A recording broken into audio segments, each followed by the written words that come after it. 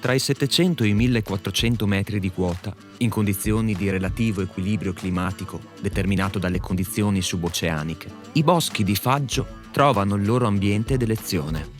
Temperature né troppo fredde né troppo calde e una buona disponibilità idrica sono infatti le caratteristiche ambientali ricercate da questa specie.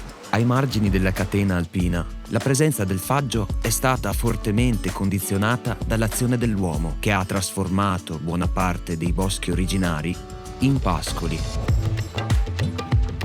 Se il prato è caratterizzato dalla sola presenza dello strato erbaceo, regolarmente falciato e concimato, il pascolo viene concimato in modo naturale e non falciato.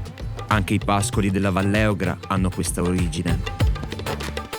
Sfruttati fin dal 1200 per l'attività della pastorizia, a partire dalla metà del 1900 i pascoli furono protagonisti di un progressivo abbandono causato dallo spopolamento delle terre alte e dall'avanzamento delle aree boschive, dovute alla piantumazione monospecifica di abete rosso.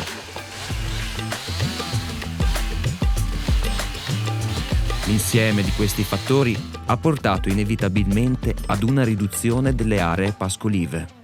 In questo contesto, la malga ha da sempre rappresentato un luogo fondamentale, sia per mantenere controllato il rimboschimento, sia per l'utilizzo e la trasformazione delle risorse del pascolo. Si tratta di risorse comunque limitate e preziose, per cui la malga, in genere, non costituiva una proprietà privata, ma apparteneva all'intera comunità ed era sentita da ciascuno come un bene da difendere e da tutelare. Oltre alle necessità di spazi a utilizzo pascolivo, le malghe dovevano affrontare il problema dell'approvvigionamento idrico. La creazione di pozze artificiali è stata una delle trasformazioni ambientali che rimediò al problema della scarsità dell'acqua.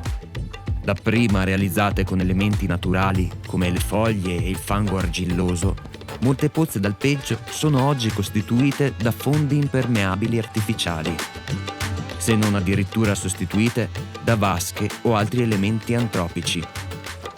La provincia di Vicenza vanta un alto numero di malghe, certamente determinato dalla percentuale di territorio montano che la caratterizza, ma anche segno di un legame forte e antico con le cosiddette terre alte.